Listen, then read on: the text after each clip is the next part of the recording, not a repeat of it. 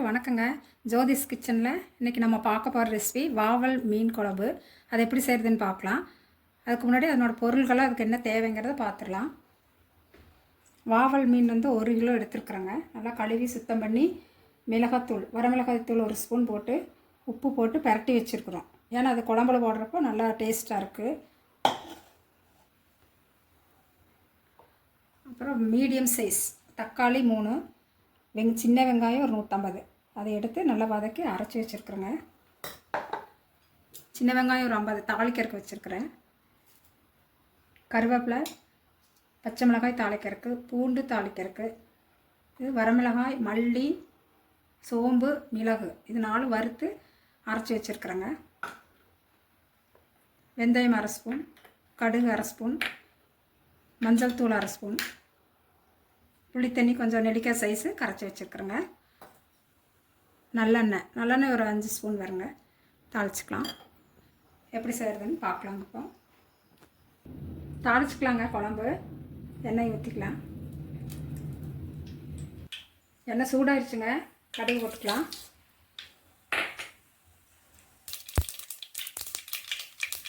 கடுகு பொரிச்சிருச்சுங்க. வெங்காயம் போட்டுக்கலாம். கருவேப்பிலை போட்டுக்கலாம். பச்சை மிளகாய் போட்டுக்கலாம். பூண்டு போட்டுக்கலாங்க.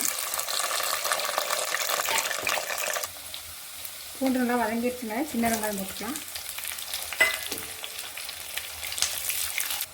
வெங்காயம் வதங்கிடுச்சுங்க. மஞ்சள் தூள் போட்டுக்கலாம். அரைச்சி வச்ச மசாலா, வெங்காயம் தக்காளி அரைச்சது,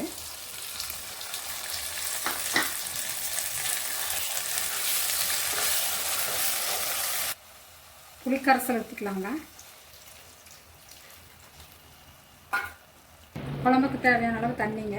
அரைச்சி வச்ச அந்த தண்ணி, உப்பு அளவாக போட்டுக்கலாம். மீனில் ஏற்கனவே போட்டு பரட்டி வச்சுருக்கு. மூடி வச்சிடலாங்க. மசாலா நல்லா 2-3 கொதி வந்தோம்னா மீன் போட்டுக்கலாம். குழம்பு கொதிச்சு வந்துருச்சுங்க. நல்லா நம்ம மீன் போட்டுடலாம்.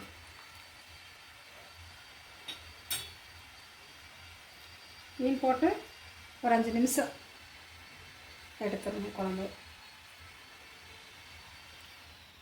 மீனெல்லாம் போட்டாச்சுங்க. நீ மூடி வச்சிடலாம்.